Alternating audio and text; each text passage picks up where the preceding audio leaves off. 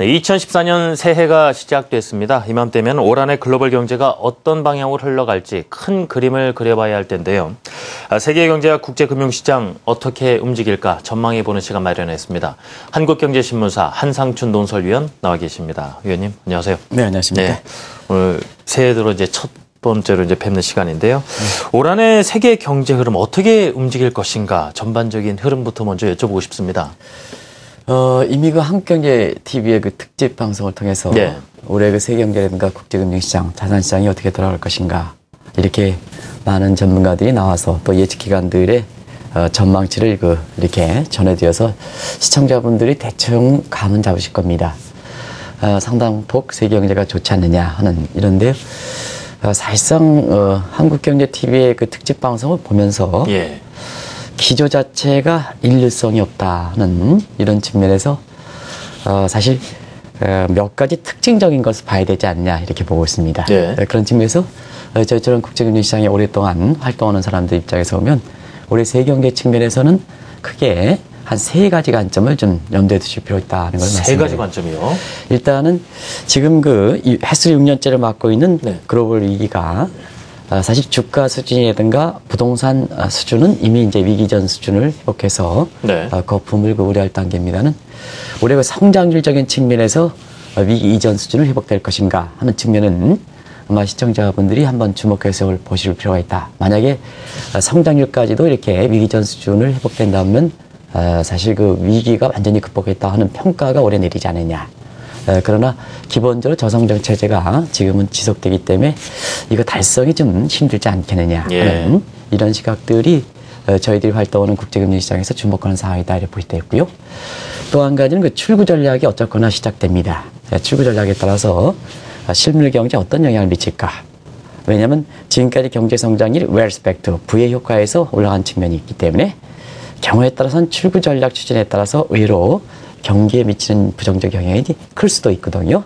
그래서 올해는 세계 경제를 볼 때 출구 전략에 따라서 경기에 어떤 효과를 줄까 하는 것도 세계 경제 입장에서 상당히 주목할 필요가 있지 않냐 생각합니다.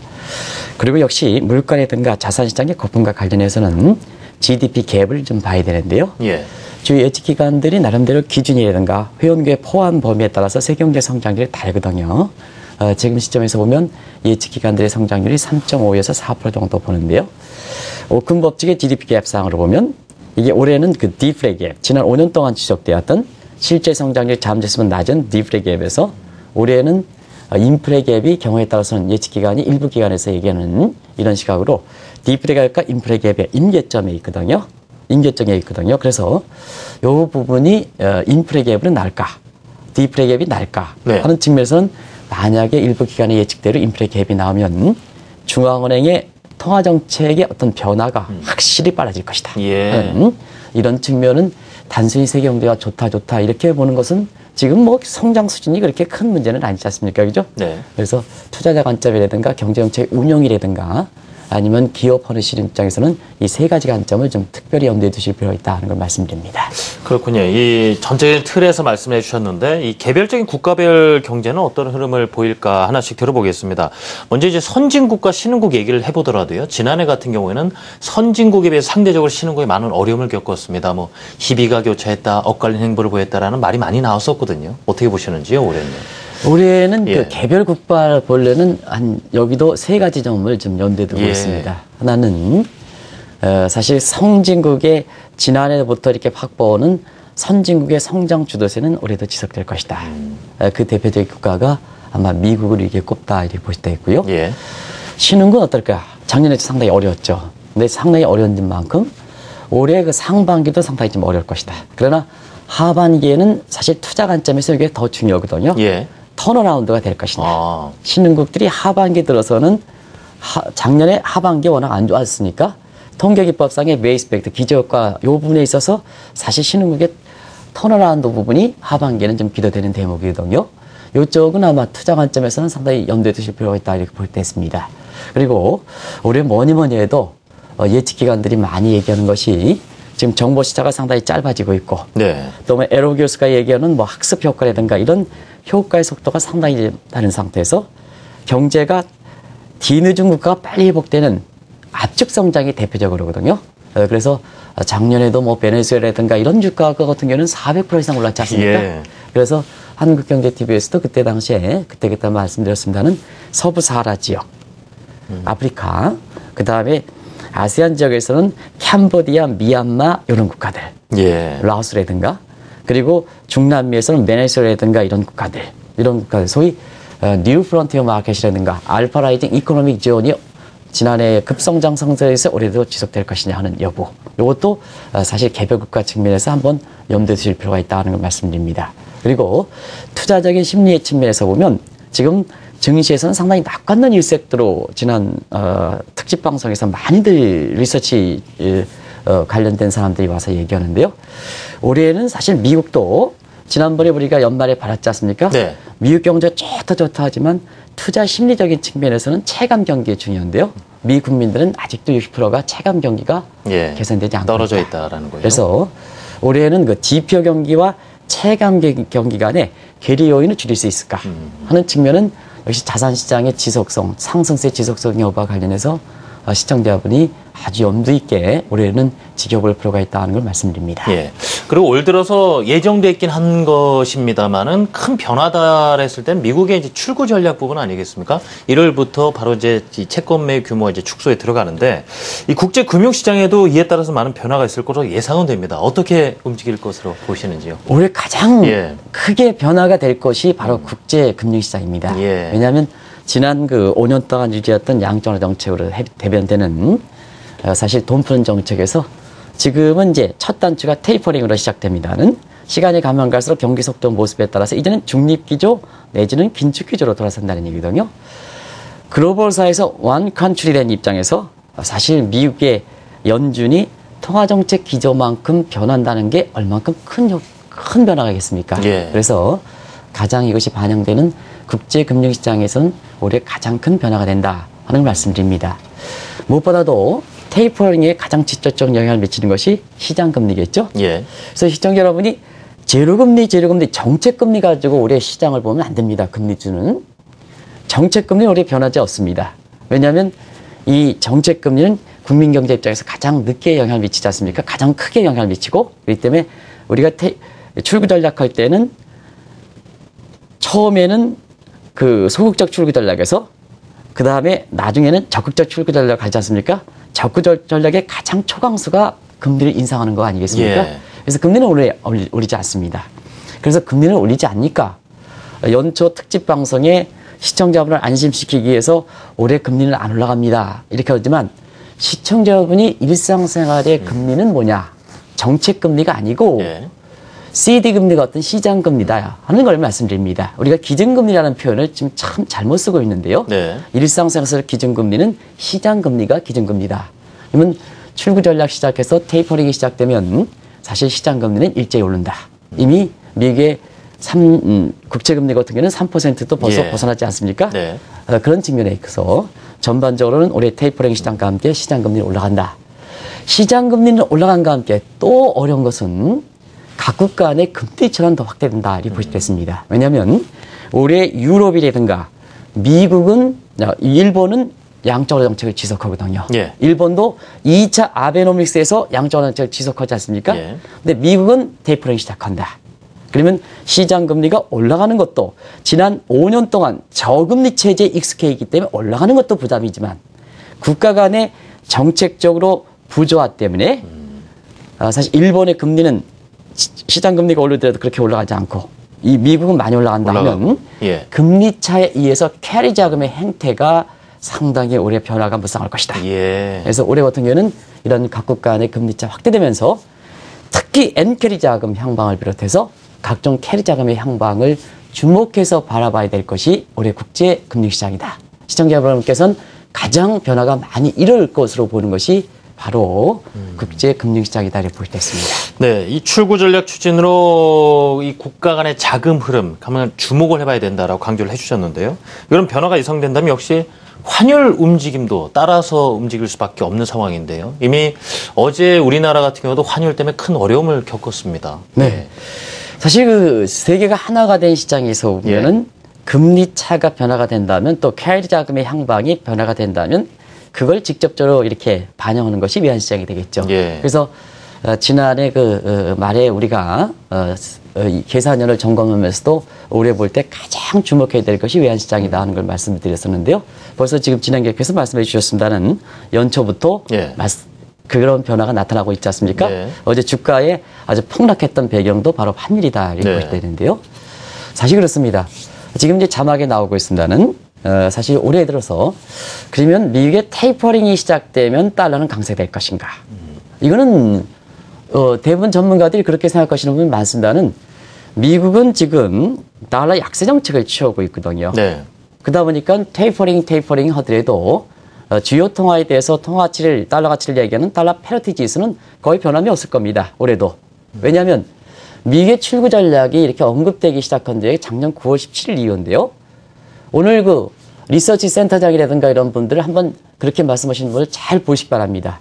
작년 9월 이후서부터 미국의 테이퍼링 그 다음에 3분기 성장률이 4.1% 올라가고 한데도 불구하고 달러 인덱스 여기 보시죠? 우리 박준하 PD에서 워낙 똑똑하시니까 잘 하는데요. 작년 9월 이후서부터는 거의 80 내외로 해서 거의 변하지 않고 있습니다. 이게 미국의 외환 정책의 모습이거든요. 예. 그러면 어떻게 우리의 외환 정책을 운영할 것인가 하는 측면에서 보면 국가마다 달리 운영한다. 국가마다 달리 운영한다. 그러면 어떻게 운영하겠느냐 하는 입장에서 보면 N달러 환율이라든가 이런 측면에서 보면 자 달러 강세, 엔화 약세 용인. 네. 다른 국가에서는 그 달러 강세 용인한 것이 그대로 반영한다면 달러 평가 지수가 올라가니까 그걸 약화시키기 위해서 자 힘이 약한 국가라든가 예를 들어서 근거가 약한 국가에 달러 약세를 밀어붙이는 이런 쪽의 투 트랙 방향으로 가지 않느냐. 이게 작년 9월부터 나타난다는 의미입니다. 그런 각도에서 작년에는 원달러 환율 부분에서 평균 환율이 1,100원 올라가는 수준에 대해서 대비 집사하는 것을 말씀드렸는데요. 작년에 원달러 환율이 공교롭게도 1,100원이었습니다. 평균 환율이. 그러나 올해 전망해 보면서 예. 원달러 환율도 문제지만 이종통화 환율은 우리가 굉장히 크다. 이종통화, 원외 환율이라든가 뭔가 이 점은 한국이 글로벌 환율 전쟁에 가장 큰 피해가 될 것이다 하는 것을 아마 지난해 말서부터 제가 글도 써드리고 이 방송을 통해서 말씀드렸는데요. 네. 자, 어제 삼성전자나 현대차 이렇게 떠질 때 원달러 환율보다도 원엔 환율이 1,000원대 붕괴되면서 이종통화 환율이 상당히 안 좋았던 것이 결과적으로 주가가 떨어지는 배경이거든요. 그런 측면에서 보면 이것을 저는 그렇게 표현합니다. 샌드위치 환율 쇼크다. 한국은 선진국과 신흥국의 중간 사이에 콰이사이 준선진국의 입장이기 때문에 예. 이렇게 샌드위치가 안 좋게 나타날 때는 아주 안 좋은 변화가 나타납니다. 그게 바로 원엔 환율을 비롯한 이런 환율 부분이다 해서 사실 이종통화에 대한 이렇게 환율 쇼크는 올해 국내 외환시장에서 특히 올해 금리차가 많이 벌어질 거는 예. 상반기, 그중에서 1, 4분기에 가장 염두에 두실 필요가 있다는 걸 그렇군요. 말씀드립니다. 이 원자재 시장이 어떻게 될 것인가도 짚어봐야 될 텐데요. 세계 경기가 회복된다면 아무래도 원자재 가격도 회복이 될 텐데 아직까지 그런 모습은 보이지 않고 있습니다. 네, 아까 예. 김민지 기자께서 이 점을 염두에 주셔서 예. 서울 텍사스 중진리의 가격이 3% 이상 폭락한 예. 부분에 대해서 얘기를 했었는데요. 경기적 측면에서는 원자재 가격이 올라갈 수 있는 소지가 있죠.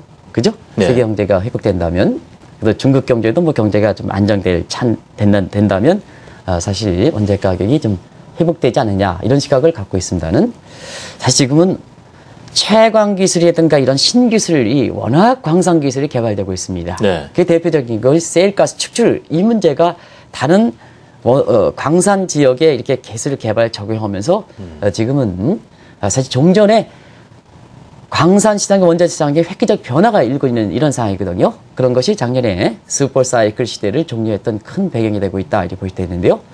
경기적 측면에서는 상승해서 회복될 수 있는 소지가 있다 하더라도 네. 신광산 기술이라든가 이런 게에서 공급 물량이 워낙 적체가 된 상태입니다. 그래서 이 공급 물량이 적체가 해소가 해야 경기적 측면에서 사실 그 원자재 수요가 증가하면서 원자재 가격이 올라갈 거렇게 보이는데요. 예. 지금 상태에서는 워낙 대부분 원자재의 공급 적체 물량이 심한 상태이기 때문에 이거 해소하기에는 상당히 시간이 걸리지 않겠느냐. 반면에 세계경제 회복세가 그만큼 또 회복세가 그렇게 강하지는 않을 거렇게 보기 때문에 시간이 좀 걸리지 않겠느냐 이렇게 보는 시각이 일반적이다 이렇게 보실 수 있습니다. 네, 그렇군요. 그렇다면 이 부동산 시장 흐름도 전망을 해봐야 될 텐데요. 회복세가 올해도 이어질 수 있을까 하는 부분입니다, 위원님. 네, 가장 관심이 되는 대목이죠. 이렇게 한번 보는 것 같습니다. 네. 세계 부동산 시장은 평균 가격은 작년에 비해서 그렇게 크게 올라가지 않을 것이다. 세계 부동산입니다. 예. 그러면 그 내부에서 상당 부분 변화가 많이 일을 가능성이 있다는 것을 염두에 둔다 이렇게 보시면 되는데요. 선진국 시장 작년에 주택 가격이 많이 올랐죠. 네. 이미 거품이 이렇게 우려되는 단계죠. 그래서 올해는 선진국 시장, 특히 미국 시장은 상업용 부동산 시장으로 사실 우리에게는 뭐 사무실의 공실률이라든가 뭔가 네. 이런 쪽이 되겠죠. 이런 쪽에서 상업용 부동산으로 전염되는 여부, 이게 이제 가장 관심이다 이렇게 보시면 되겠습니다. 그리고 신흥국 같은 경우에는 네. 대체로 보면 주택 가격 같은 경우에는 우리가 보면 부동산은 일반적으로 시차를 갖고 확산되기 때문에 신흥국 같은 경우에는 사실 올 하반기서부터는 부동산 가격이 좀 전반적으로 좀 회복세를 보이지 않느냐 이렇게 하는데요. 신흥국 시장에서 가장 관심이 되는 것이 과연 중국의 작년에 못 잡았던 거품의 붕괴 여부.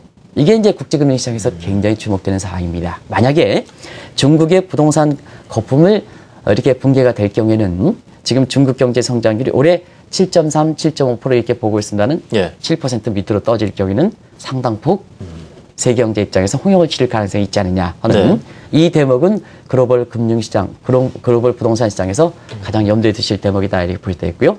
마지막으로 한국의 부동산 시장 여부 관련해서는 역시 체감 경기 개선이 굉장히 중요하다 하는 걸 예. 말씀드립니다. 네, 그렇군요. 한국 부동산 시장이 좀 살아날지 여부도 좀 지켜봐야 되겠고요. 아마 이 시간 함께하고 계신 분들이 관심사가 아닐까 싶은데요. 과연 증시 쪽은 어떻게 될 것인가 하는 부분이거든요. 한국 증시를 비롯해서 글로벌 증시. 물론 뭐 연초부터 좀 나오는 예상들 보면은 좀 긍정적이다라는 의견들이 상당히 또 많습니다. 네, 어떻게 보시는지요, 위원님? 네, 낙관론 일색이었죠. 예. 낙관론 일색이었고 뒤늦은 낙관론에 우리가 영합하지 말자 하는 것을 지난 주말부터 지난해 말부터 우리가 좀 말씀드렸는데요. 사실 너무 낙관론 일색이다 보니까 낙관론적으로 논리를 대응하다 보니까 네. 각종 여기 와서 얘기하시는 분들이 너무 낙관론적인 일색이다 보니까 자 올해에 그러면 세계 경제라든가 그 다음에 국제금융시장인가 투자자분들이 염두에 두실 이런 리스크 요인은 없을까 하는 측면에서는 반드시 낙관론 일색일 땐 이 대목이 더 중요하거든요. 어제 이제 증시 모습에서 바로 나타났습니다는 네. 또 오늘 새벽에 끝난 뉴욕 증시에서 바로 나타났습니다는 지금은 뭐냐 주가가 이렇게 어느 정도 회복된 상태에서 오면 세계 증시입니다. 네. 세계 보면 주가가 작년 것처럼 다우지수가 한 22% 올라갈 때는 악재에 대해서 그렇게 반응하지 않거든요. 그러면 시청자 여러분 지금 어떻습니까? 시청자 여러분도 미국 증시 상당히 많이 올라갔다 아시지 않습니까? 그러면 어떠냐? 지금부터는 사실 투자자 입장에서는 차익 실현이라는 표현을 썼지만 차익 실현의 가장 중요한 요인이 리스크에 민감하기 시작한다는 얘기거든요. 그러면 올해를 볼 때는 작년에는 한국경제TV일 때 해외 증시를 잘 보십사 이렇게 말씀드렸다 해도 올해는 리스크에 민감하기 시작하게 된다 이렇게 보시면 되겠습니다. 그래서 올해 시청자 여러분께서는 올해 낙관론 일사계에서 거기에서 언급되지 않은 각종 패텔 리스크들 이런 것을 좀 염두에 두실 필요가 있다 이렇게 보시면 되겠는데요. 그런 관점에서 올해 선진국 증시는 좀 기대 승률을 낮출 필요가 있지 않느냐. 너무 낙관론에서 지금 기대 승률이 한참 부풀어 있었으면 첫날에 떨어지는 모습 가지고 어떻게 보셨을까. 예. 그런 낙관론에 대해서. 그래서 올해는 증시가 좋다 하더라도 작년보다는 기대 승률을 확 낮출 필요가 있다는 말씀을 꼭 드립니다. 해외 증시입니다. 네, 한국 증시는 어떨까 하는 측면에서 보면 역시 올해의 두 가지 긍정적 요소는 있습니다. 일단 통화정책 운영 방안에서 뒤늦은 감이 있습니다. 뒤늦은 감이 있긴 하지만 작년에 줄기차게 주장해왔던 이런 물가 안정보다 성장을 주력해달라 하는 그 문제가 통화정책 방향에 좀 역력하게 보인다. 우리 같은 경우에는요. 그리고 국가의 경제정책 운영 방향 내수에 주력하겠다. 그래서 현 부총리께서 계속해서 체감경기 개선 이렇게 하지 않습니까? 그런 정책 당국자의 모습대로 체감경기가 개선되면 한군 체리핑king 요소가 있기 때문에 좀 국내 증시에서 어느 정도 기대를 가져볼 수 있는 대목은 분명히 작년보다 있다 하는데요. 분명히 중요한 것은 네. 체감경기가 개선되느냐. 실제로 말대로 정책이 그렇게 운영되느냐. 왜냐하면 집권 1년 차에 이 대목이 지켜지지 않았기 때문에 그렇습니다. 예. 그래서 이런 부분을 좀 염두에 두어서 올해 증시라든가 국내 증시를 보셨으면 아마 좀 도움되지 않겠나 하는 생각이 듭니다. 자, 올해 증시라든가 부동산 또 원자재 시장 어떻게 움직일까 전망을 해봤는데요. 특히 국제 금융시장에 많은 변화가 있을 것이다. 국가별 금리 차이 때문에 특히 K자금의 향방을 주목해보자라는 부분도 강조를 해주셨습니다. 지금까지 한국경제신문사 한상춘 논설위원과 이 시간 함께했습니다. 위원님 감사합니다. 고맙습니다.